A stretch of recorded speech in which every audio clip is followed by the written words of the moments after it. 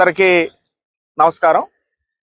ఇవాళ మన పారాది బ్రిడ్జ్ దగ్గరికి పనుల్ని పరిశీలించడానికి ఇవాళ ఇక్కడికి రావడం జరిగింది.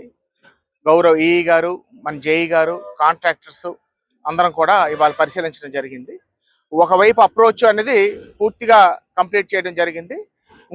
రెండో వైపు అప్రోచ్ ఇంచుమించు 30% వరకు కంప్లీట్ అవ్వడం జరిగింది.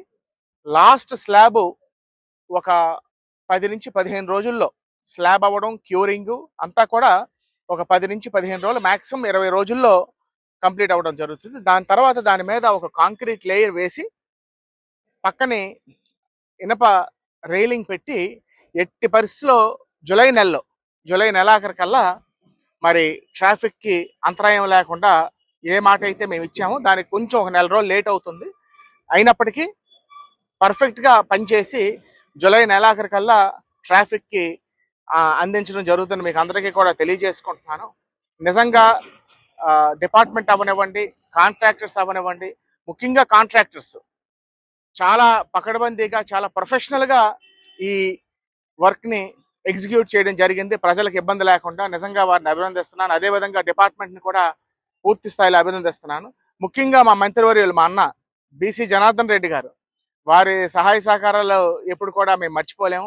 ప్రభుత్వం, కలెక్టర్ గారు అవనివ్వండి, ముఖ్యంగా అప్పుడు తుఫానికి ఏదైతే ఈ కిందన ఉన్నటువంటి రోడ్డు కొట్టుకుపోయిందో మన కలెక్టర్ గారు రామసుందర్ రెడ్డి గారు కూడా ఇమీడియట్గా ఇక్కడ ఇబ్బంది జరగకూడదని 15 లక్షల రూపాయలు వెంటనే శాంక్షన్ చేయించి కిందని ట్రాఫిక్ అంతరాయం లేకుండా వారు కూడా సహకరించారు. ఎప్పటికప్పుడు ఇక్కడ ప్రజలకు ఇబ్బంది జరగకూడదు, ఈ రోడ్డు తాలూకు ప్రాముఖ్యతను గుర్తించి ఎప్పటికప్పుడు వారు కూడా రివ్యూ చేసి ఎక్కడ కూడా పనికి ఇబ్బంది జరగకుండా వారి యొక్క సహాయ సహకారాలు అందించారు.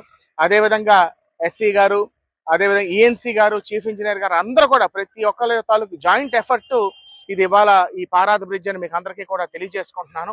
ఎన్నో సంవత్సరాలుగా నరక యాతన అనుభవించి ఇవాళ ఆ కష్టాలన్నీ కూడా అతి త్వరలోనే తీరబోతాయనే విషయం బొబ్బిలి నియోజకవర్గ ప్రజలకే కాదు, ఈ ప్రాంత ప్రజానికానికి కొన్ని వేలాది వాహనాలు తిరిగే ఈ పారాది బ్రిడ్జు అతి త్వరలోనే మనం ట్రాఫిక్ చూడబోతున్నామని మీకు అందరికీ కూడా తెలియజేసుకుంటూ అందరి సహాయ సహకారాలు కూడా ఉండాలని ఆకాంక్షిస్తూ మీ అందరి దగ్గర సెలవు తీసుకుంటాం.